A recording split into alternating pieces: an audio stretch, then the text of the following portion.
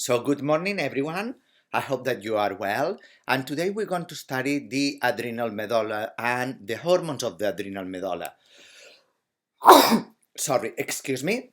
So, um, just as going through the learning outcomes, by the end of this session, you should be able to describe the gross anatomy of the adrenal medulla, explain the regulation of the hypothalamic pituitary adrenal axis, and hormones involved include on the feedback mechanism. Today we're just gonna give one lecture, but there are another four coming of adrenal cortex.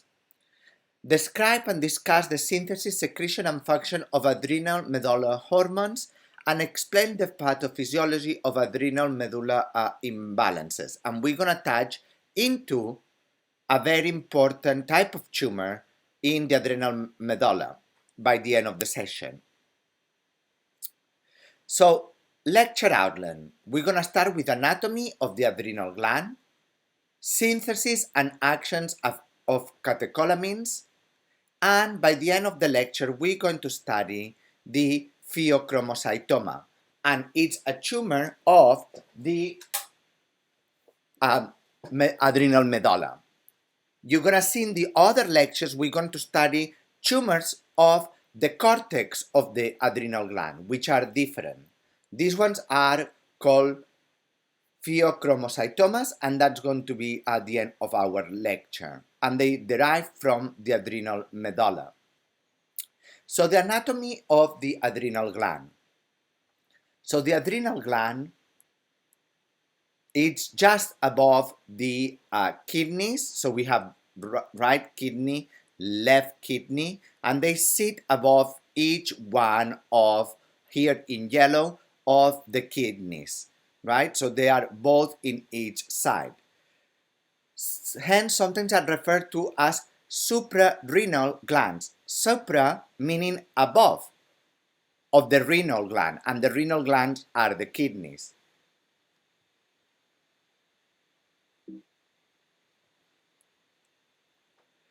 They weigh on average, they are small, 4 or 6 grams, and measure about 4 to 6 centimeters long and 2 to 3 centimeters wide, with a slightly different in shape. We're gonna see the structure is got a pyramidal shape and semilunar or crescented in the left side. So you're gonna see this in the pictures when we go on the anatomy. So you can see here, it has got a pyramidal shape, and its form of, if we look, it's just above the kidney. We have here the kidney. Above it, we have the adrenal gland, and the adrenal gland, it's formed of two parts. The adrenal cortex, just surrounding all the adrenal, and the adrenal medulla inside. And what is important to know is that these have different tissue origins, different embryonic origins.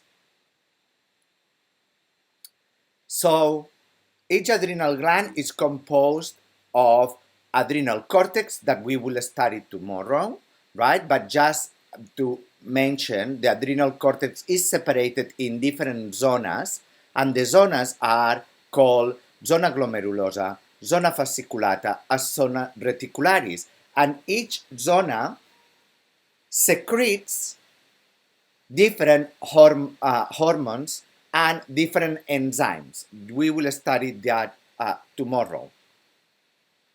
The adrenal medulla, right, it's here where you can see inside of the adrenal, and basically cortex and medulla differ very much from the origin, structure, and function of the adrenal cortex.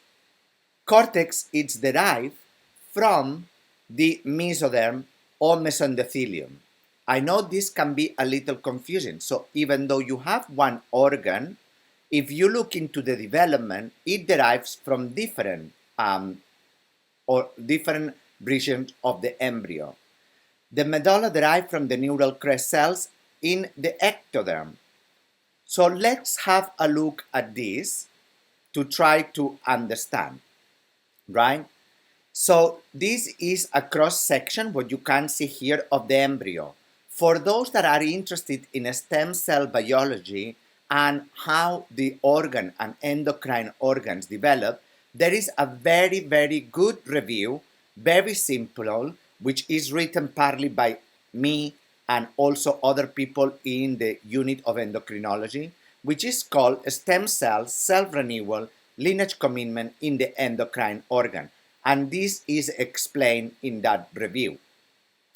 So, if this is the embryo, we have the gut, we have the aorta, and there are some cells here that start to fuse together, right, to form the adrenal anlage. As you can see here, cells in green, right? These are the precursors of the adrenal gland. Sorry, I apologize. So these adrenal glands in cells here will build together, and then cells from the neural crest, this is the neural tube, right? And from the neural tube, like precursors of the Schwann cells, will migrate from the body into the inside of the adrenal. And at the end, the adrenal will be formed by these adrenal enlarged cells that accumulate and will be penetrated or infiltrated by neural crest derived cells that will be in the center. And this will form the primordium of the adrenal gland as per birth, right? So we will have an outer layer of mesenchymal cells that form the capsule, okay? Then we will have the cortex of the adrenal, and inside we will have the medulla. But if you look at the adults, obviously a cross section, what is important to know is that the cells in the middle come from the neural crest cells and the neural tube that migrated inside of the organ. So this what telling us is that has the adult adrenal a double embryonic origin. By the way, I will upload this review in the QM+. So, the hormones of the adrenal medulla that secretes is the called catecholamines, and they are very, very important for multiple physiological functions, and they are really important to regulate physiological functions such as blood pressure, contractility. We're going to cover this during the lecture. So the catecholamines can be divided into two. Epinephrine, you can see here the structure, which is very similar to norepinephrine. And these two are secreted by the adrenal medulla, right? And then we have, as another catecholamine, if you remember, dopamine, but the dopamine is secreted from the hypothalamus, okay? So the adrenal medulla secretes epinephrine and norepinephrine, and both of them have different functions. Epinephrine is also known as adrenaline. Noradrenaline is known as norepinephrine. So they have these two names. And then also it secretes a small amounts of dopamine, but dopamine is mainly secreted by the hypothalamus. They are synthesized and secreted by a cell-specific type in the medulla, which is called chromaffin cells, and are responsible for physiological functions known as fight or flight response. So in a situation of stress, right, the body reacts sensing, right, that needs to do, for example, running, or for example, in all other mammals organisms, if they feel under threat, there is a response, and this response is to increase the heartbeat, increase the blood pressure, and also increase visceral smooth muscle contractility, and for example, start running.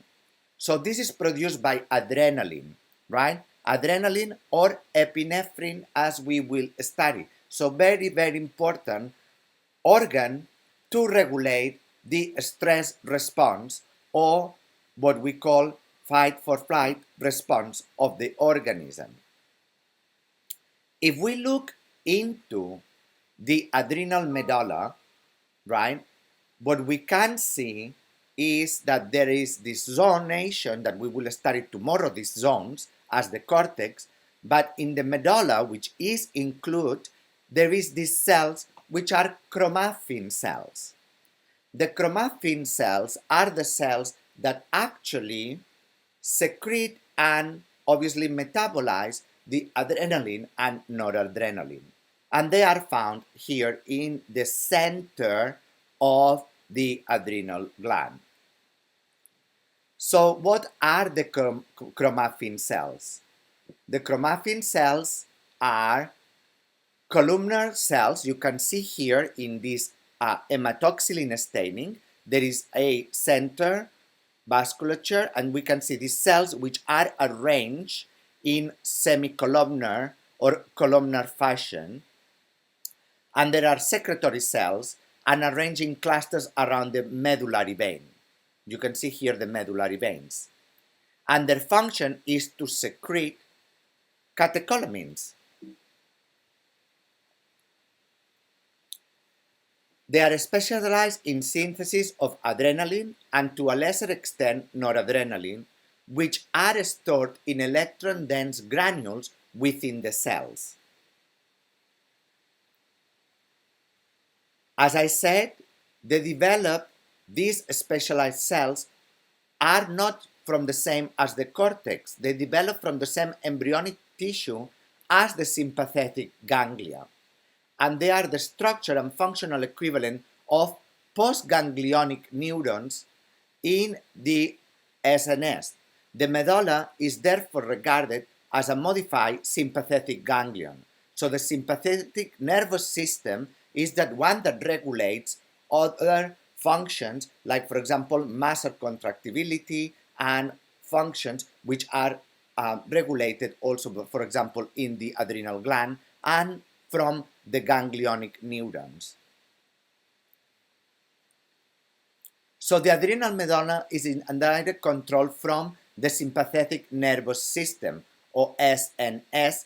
We're going to refer to SNS from now on. The secretion of the adrenaline is the major component of the adrenal medulla and is the major component, about 80%. Then there is a minor component, or noradrenaline, from the medullary chromaffin cells and is stimulated by acetylcholine released from the preganglionic sympathetic fibers. So the fibers connect the nervous system with the adrenal, innervating the medulla. We're going to look at it just in the next slide. The catecholamines are released into the adjacent circulation, and as we will study, then impact on multiple lots of different organs depending on the type of receptors that these organs have. So we have here a little scheme, right? If we look at the sympathetic nervous system, right, normally we have an axon, or a neuron, sorry, that is a preganglionic fiber, which will make contacts in the ganglion, release acetylcholine, and then through the N2 receptor, this neuron will fire into the postganglionic fiber and will secrete neuroepinephrine and obviously trigger through the alpha and beta adrenergic receptors the tissue of interest. So as you can see, this is the sympathetic type of stimulation. But the adrenal medulla forms it's equivalent to a ganglion. Why? Because we have a neuron with a preganglionic fiber that basically contacts the adrenal medulla cells, in this case the chromaffin cell, and will activate using acetylcholine, and it will activate chromaffin cells to release, not through a neuron, through the circulation. It will release the catecholamines and epinephrine, for example, and then it will target the organ of interest. So the difference is that in the sympathetic nervous system, you go from a neuron to a ganglion to another neuron. In this case, you go from sympathetic nervous system to adrenal gland, adrenal medulla, to circulation to the target organ of interest. So that's the difference. And as we will study, it affects lots of different tissues such as muscle, cardiac muscle, and other glands. So the control of catecholamine secretion from the adrenal medulla. Here we have another draw that specifies what I was just telling you, right? And what you can see is, here is the sympathetic neurons that form the preganglionic sympathetic fibers. These preganglionic fibers ramify and go into the medulla and tell the medulla, right, to secrete catecholamines. And then the catecholamines will release into the circulation. So the blood supply of the adrenal to the adrenal medulla is a bit unusual, in the sense that basically it receives vascular input from vessels that begin in the subcapsular plexus of the adrenal cortex.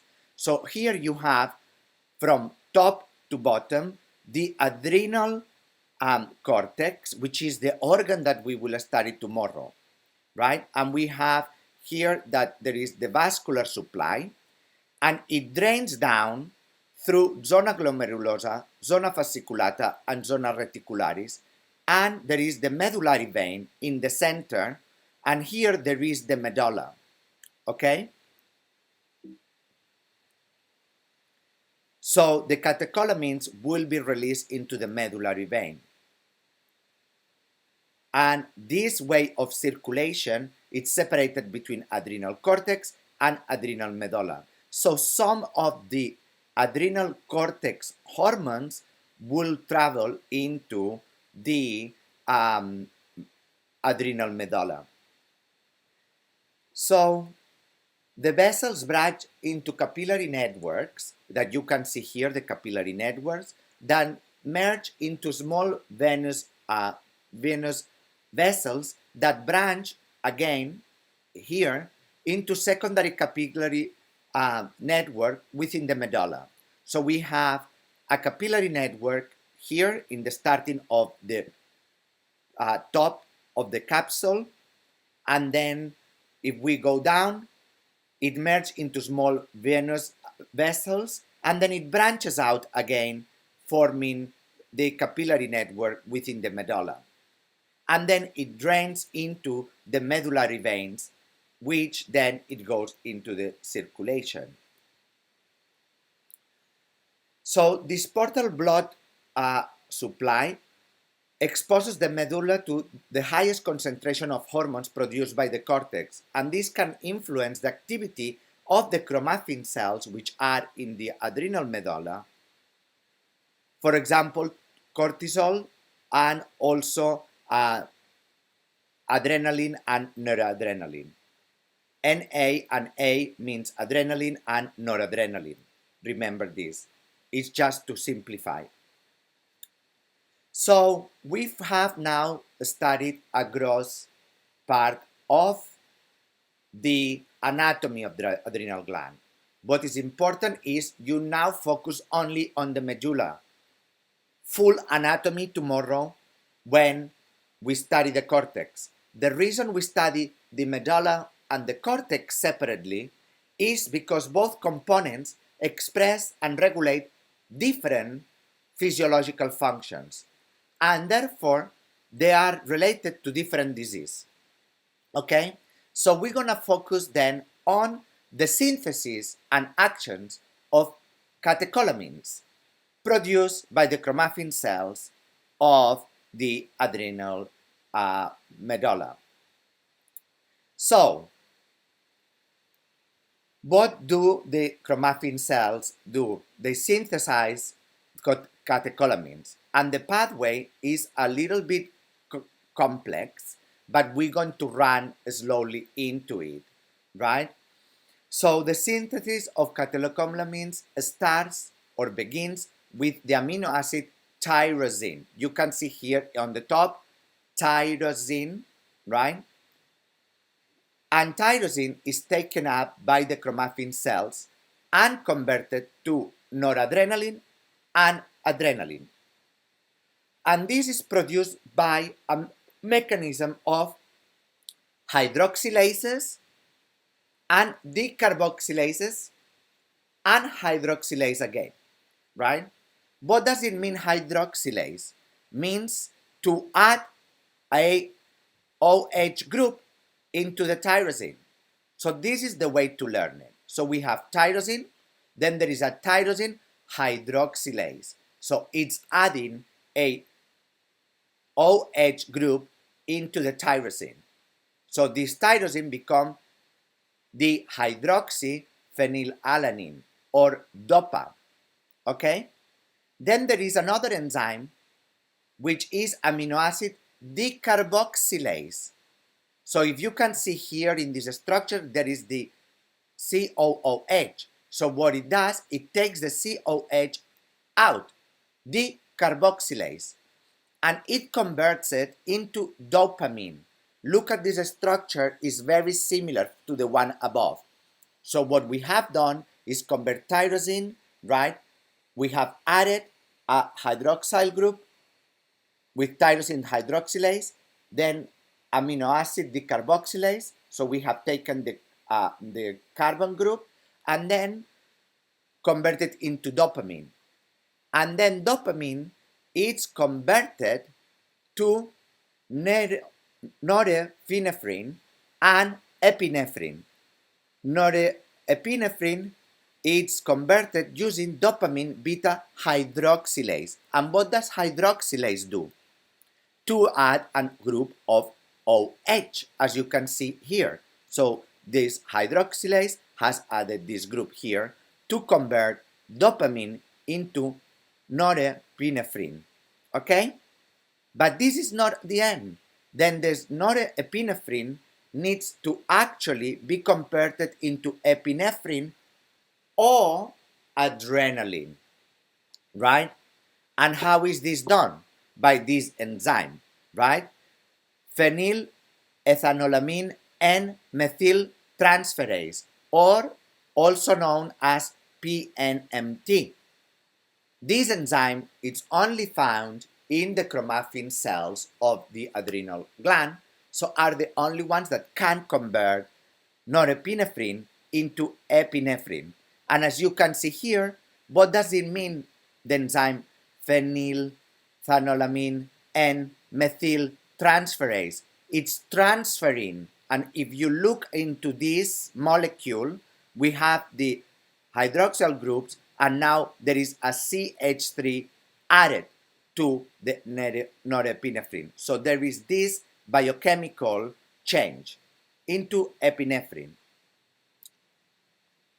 So 80% of the adrenal medulla will secrete the catecholamine production, which is adrenaline, okay? Or this one here, okay? Epinephrine. Two different names, same thing, right? And then it will be released into the circulation where, as you will be seeing, has multiple physiological functions. Let's look into a chromaffin cell. A chromaffin cell has a huge task to synthesize catecholamines that will be important for the body regulation. How does the cell do this? So the cell does this through the next mechanism. We can see here a very, very slightly complicated draw, but we're gonna go step by step, okay? So this is a cell, chromaffin cell, right? And step number one, what the cell does is tyrosine taken up. Remember, we start by tyrosine here, and it's taken up obviously by the cells being converted into L-DOPA by which enzyme? Tyrosine hydroxylase, which is in the cytosol. Second step, here, number 2, I have labeled each step so we can follow well what is happening. There is a cytosolic enzyme, right, which is amino acid decarboxylase, okay? And it converts L-DOPA into dopamine. What happens next is that dopamine needs to go inside of the chromaffin granule, right? And this happens, right, through this receptor exchange, which is BMAT1, right? And moves the dopamine into membrane enclosed dense core vesicles called chromaffin granules. And this is the chromaffin granule. So dopamine goes inside, right? And then obviously dopamine gets modified. So dopamine beta hydroxylase converts dopamine into neuroadrenaline, which we have here in step number 4, right? Into the nerve terminal of postganglionic systematic neurons. This pathway terminates at this step, but there are 3 more steps until the chromaffin cells start secreting. Then the neuroadrenaline is formed in secretory granules, okay? And the secretory granules moves out into the cytosol. We have these granules, secretory granules, full of neuroadrenaline, right? Remember that here it says Ne because it's also called neuroepinephrine, okay? But it's the same compound. And number 6, these granules are transformed, right? And what happened is that phenylphenoline and methyl transferase, sorry, it's very long name, but also you can call it PNMT, transfer the methyl group to the norepinephrine or noradrenaline, forming adrenaline. Now, PNMT enzyme is only present in the cytosol of the chromaffin cells. So when you learn this, okay, you need to learn this in this way, okay? I explain every pathway like this, okay? And just learn what does the main enzyme do. And as the name says, the name tells you of the enzyme what it does, right? Hydroxylase, right? Or decarboxylase. Always you will have the function of hydroxylase or decarboxylase in as a function of the enzyme. If we go one slide back in this pathway, you will see here from tyrosine hydroxylase. So what does it mean? Hydroxylase adds a group, OH. Decarboxylase takes this group, right? So on, so forth. So the name of the enzyme is telling you what is actually doing in the original molecule and how it's transformed, okay? In this case, methyltransferase. So you can see that it's adding this part in the molecule and modifying. So this is an important pathway because obviously the secretion of catecholamines and catecholamines have a very important role in not only physiological functions but also pharmacological treatment. Now, how is degraded? Both epinephrine and neuroepinephrine, like all the molecules, will be degraded, and they will end up the in the urine, basically secreted, right? So there are two main enzymes, MAO or monoamine oxidase, and COM2 catechol or methyl transferase. So again, this enzyme, what it is doing to put a methyl group because it transfers a methyl group. So we have epinephrine and neuroepinephrine, adrenaline and noradrenaline. Remember, then two types of conversion, right? Either through MAO, both of them, they end up as the dihydroxymandelic acid, and then this is converted with COM2 to vinyl mandelic acid in the urine, but also can be degraded or modified by COMP or COMT, right, to metanephrine or nermetanephrine. Then there is a second step with the monoamine oxidase, which converted to vinyl mandelic acid into the urine. This degradation pathway you don't need to know. You need to know the one we talk of the synthesis because it's very important for physiology and pharmacology. This one you don't need to know, but is important to mention. All you need to know is that both epinephrine and norepinephrine gets degraded and ends up obviously being secreted in the urine through two different enzymes. So, what are the mechanisms of action of adrenaline and noradrenaline? And this is very, very important. The physiologic effect of adrenaline and noradrenaline are initiated by their binding adrenergic receptors. And as we will study, that gave the Nobel Prize or the identification of adrenoceptors, very important on the surface of the target cells. Here is a very schematic representation of an adrenoceptor. These receptors are classical examples of several transmembrane proteins that are coupled G proteins or G protein coupled receptors, which stimulate and inhibit intracellular signaling pathways. And you can see here 1, 2, 3, 4, 5, 6, 7 transmembrane domain and coupled to a G protein that may activate inositol or, depending on the cell, it modulates different pathways. So the identification of these two adrenoceptors, of the adrenoceptors and the G protein coupled receptors, led to Nobel Prize to Robert Lefkowitz and Brian Kobilka. They were measured in the different areas of chemistry and biochemistry.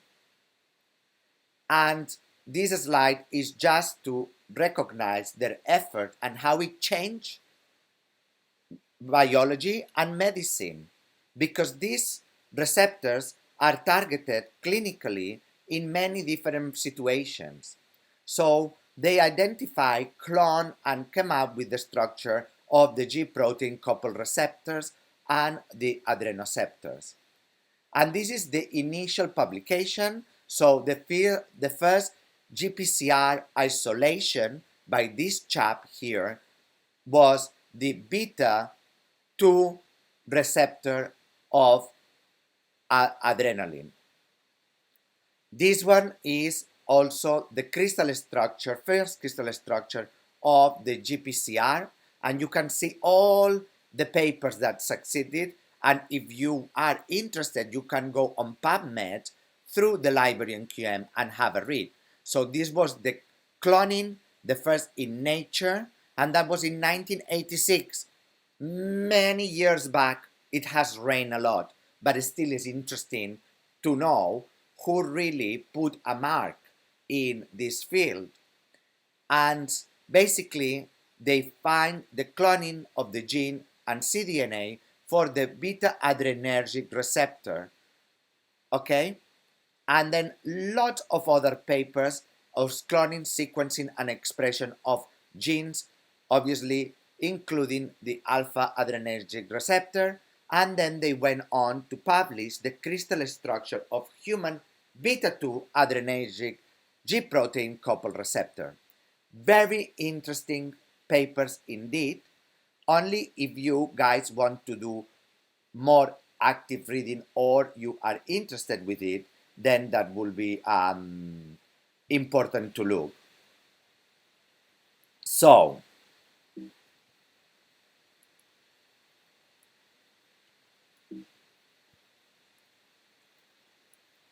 if we go into the receptors and also the type of organs that they target. So the adrenoceptor subtypes, they are divided into alpha 1, alpha 2, beta 1, and beta 2 receptors. They effectively bind adrenaline and noradrenaline, all of them, adrenaline, noradrenaline, only the beta 2, only adrenaline. And what I've written here is the effect of the ligand binding. So it increases free calcium, decreases cyclic AMP, increases cyclic AMP, and increases cyclic AMP. And the physiological role downstream of this depends on the receptor and depends also on the cell type, right? Because they may have different receptors in different organs. So it's a quite complex physiological response result from medullary stimulation because there are multiple receptor types which are differentially expressed in different tissues and cells. The alpha and beta adrenoreceptors and their subtypes were originally identified by differential binding of various agonists and antagonists. More recently, by analysis of molecular clones, which this is a little bit more pharmacology, we're not going to go fully into it. But this is more or less the general pathway and the target organs that it influences. So we have secretion of adrenaline and noradrenaline by the medulla, and then we have that they combine to the alpha 1 receptor, alpha 2, and beta. And then we have here that this triggers phospholipase C and triggers calcium. Alpha 2 works through the adenyl cyclase and converts ATP, increase cyclic CMP, and the same for the beta. And this is the target organ that you can see. There's smooth muscle contraction, very important for the stress response.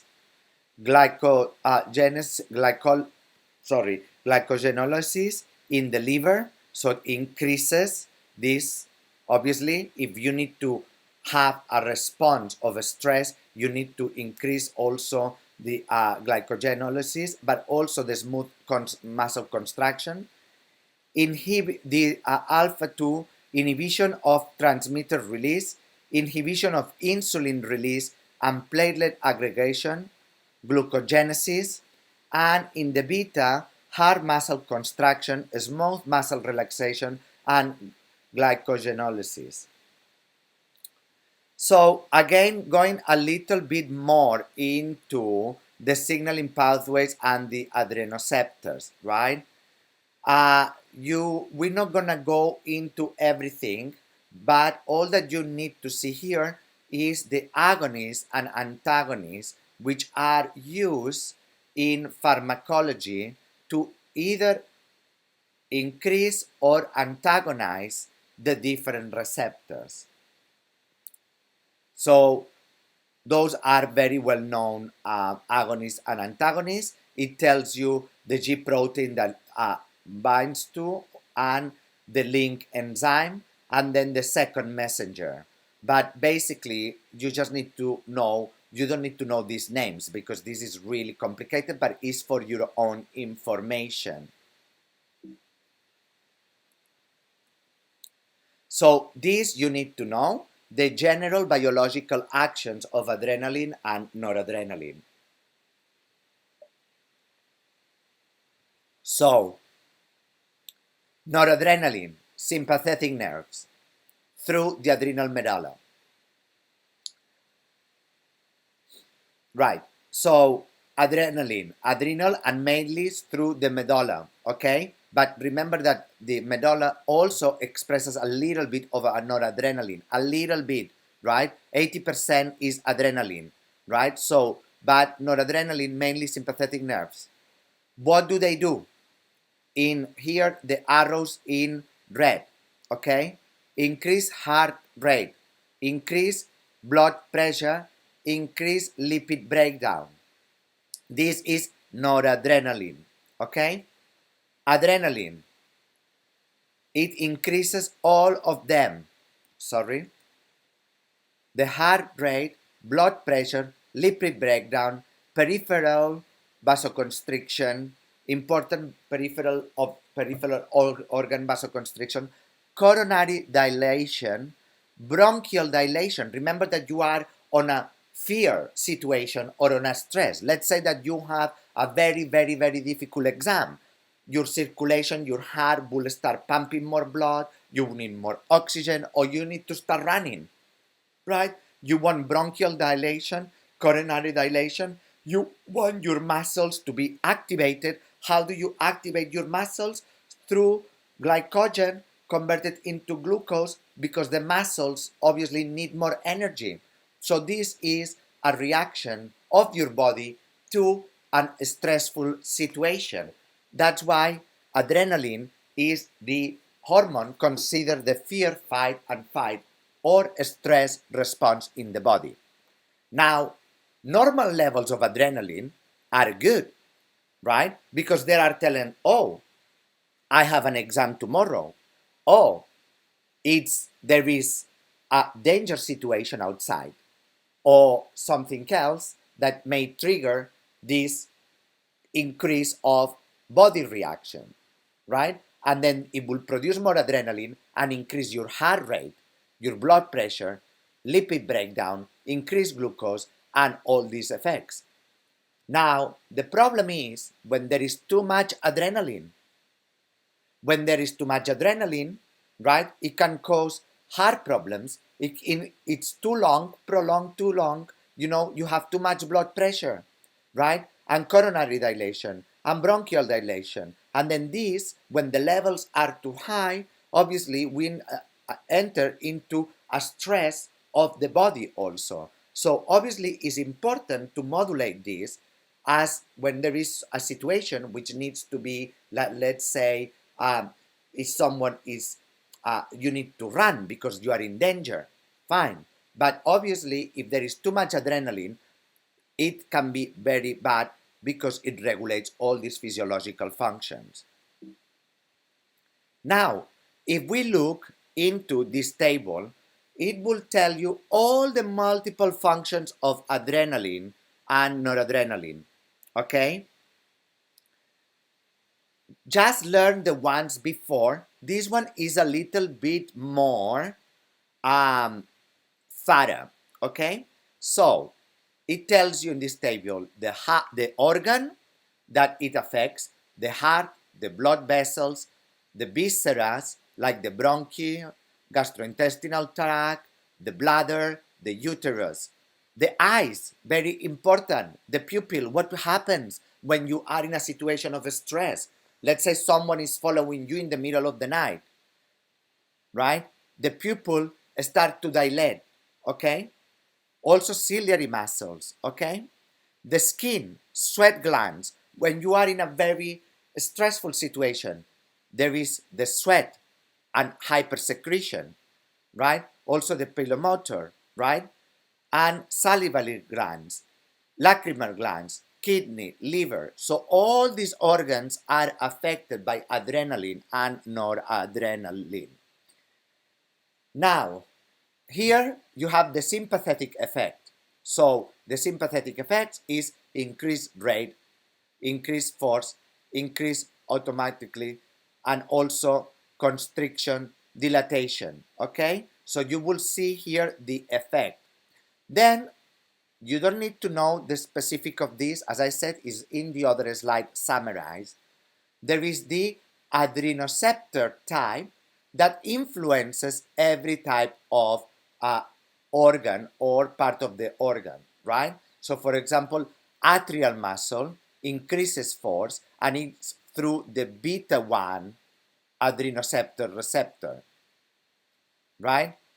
And then you can see here the parasympathetic effect and then also cholineceptor type. So there is a lot of information in this slide. As I said, it's for your own information, but what you need to know is the one before, which summarizes. If we go the one before, this one is better. You don't need to know which specific receptor it goes into, right? Because obviously it's depending on the different organs, but this is very important to know this slide, okay? So how about the disease of the adrenal medulla?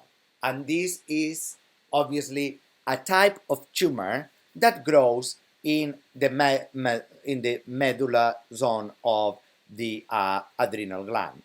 And they are known as pheochromocytoma.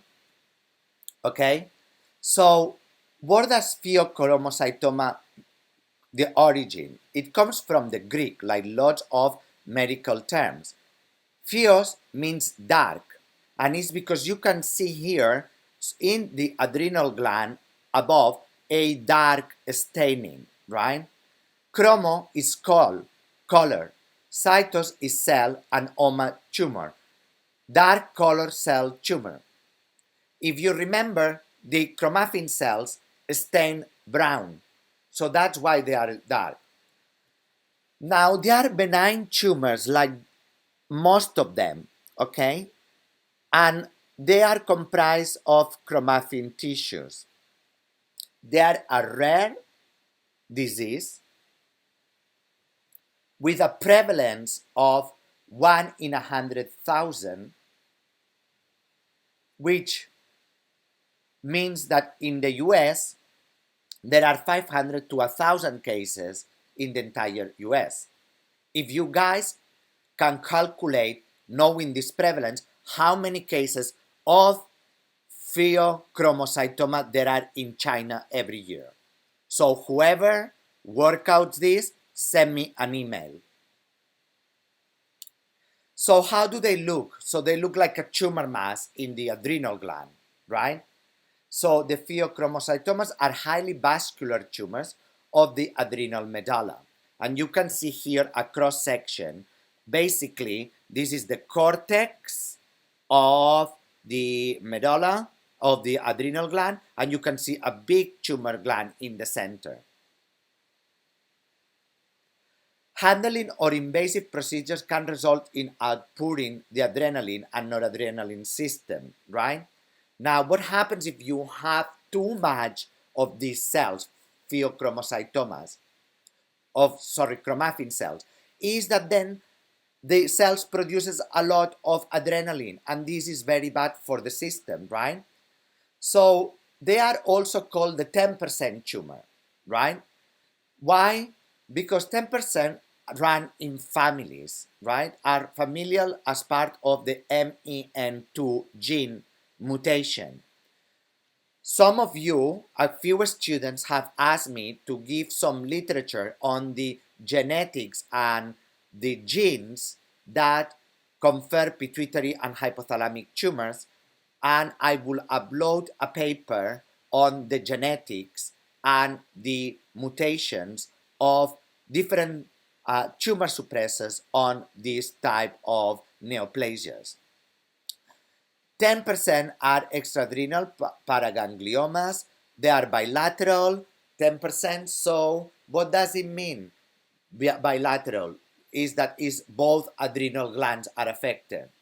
10% are malignant, which means that 10% actually metastasize, and 10% arise in children.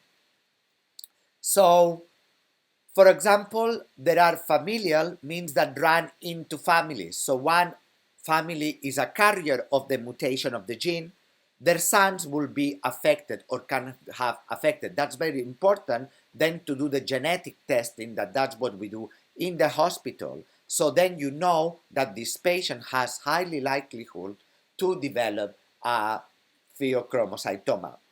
The gene most known is multiple endocrine neoplasia type 2 or MEN2, and also produces medullary carcinoma of the thyroid. I think you studied this with Peter, but this gene produces multiple tumors in endocrine organs. MEN2 is rare familial cancer syndrome caused by mutations also in the red proto-oncogene. A group of disorders associated with benign or malignant cancer of the thyroid, parathyroid, and adrenal glands. So mutations in MEN1 and red proto-oncogene basically not only give adrenal tumors, but also give thyroid, parathyroid tumors. So it's multiple tumors in different endocrine organs. So very, very important to diagnose genetically the patients that have obviously mutations in MEN2. So 10% are malignant, and what you can see in this picture is just that this tumor, even it starts in the adrenal medulla, it can metastasize all through the body. And these are very, very, very poor prognostic tumors with very poor outcome. And we don't have a means of treatment yet, because when it's metastasized, probably is too late, it's very aggressive. So what are the presentations of clinical features of pheochromocytomas? So they are headache, excessive sweating, palpitations, anxiety, panic attack, pallor, dyspnea, weight loss, and tiredness. Now, why is excessive sweating? Because as I said, if you produce too much adrenaline, the sweating glands will be sweating. Palpitations, because if you overactivate adrenaline, it will affect the heart, but also it affects the nervous system, okay?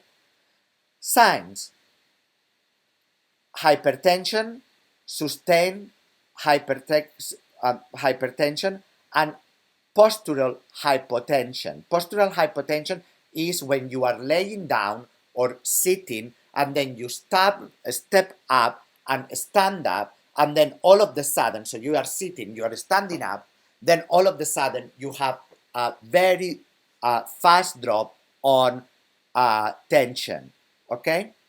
So all these are symptoms and signs of having a pheochromocytoma.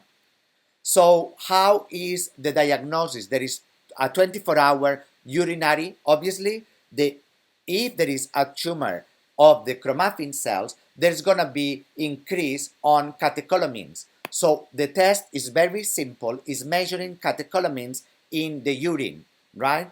And obviously, there is going to be increase of normal. Those are the enzymes that also they look as an increase of the tumor in 24 hours in the urine. Also, you can look in the plasma, and in the plasma, obviously, you look for noradrenaline and adrenaline and metanephrines. Okay, so you're going to have an increase of all these enzymes in the urine and in the plasma or the hormones. Okay, so the latest, apart from the urine 24-hour urinary measurements, the plasma, right, and also imaging, MRI, will look at the adrenal glands whether there is a tumor, okay? Also, other conditions uh, that which can elevate catecholamines are other such as obstructive sleep apnea, also like some drugs like L-DOPA and labetalol. So some drugs also can produce other conditions that can elevate the catecholamines in the urine without having a pheochromocytoma, right? So yes, this is just to remember that urine dopamine comes from the kidney and not from the nervous system or to the adrenal medulla. So what is the first line of treatment if you have a pheochromocytoma in the adrenal gland is surgery. And the surgery, it's called laparoscopic adrenalectomy, which basically what it means is removal of adrenal gland. And it kind of successfully um, works for 90% of the cases. But also, what is important before the surgery is that basically what we need to look is that it needs to be compensated alpha blockers and beta blockers of the system, because if you remove the adrenal glands, obviously you need to compensate for the removal of the adrenal glands. So you need to pharmacologically treat and see that it works all the alpha blockers and beta blockers. So also, please, if there is post-adrenalectomy, uh, what it needs to be done is to consider genetic testing, and 30% are genetic mutations known. So there are 13 mutations known so far, and also measure metanephrines in the urine and the plasma after adrenalectomy. Okay, and in additional, what you need to know if you have a patient with a pheo or pheochromocytoma is that 10% obviously of these will be malignant. And the genetic information, right, will give you also how important can be the outcome and whether these tumors will be more aggressive or metastasize or not. So as every day, and I'm still having to upload you the answers, but I will be doing this very shortly. There are few questions that I have put for you to answer, right? And they are here, and we're going to run just few because we are running out of time, and they are quite helpful to see if you understood the lecture. So one is, where are the adrenal glands located? We're just going to run through it because I'm aware of the time today, this lecture. Oh, some of them have the answers. I'm going to delete this then.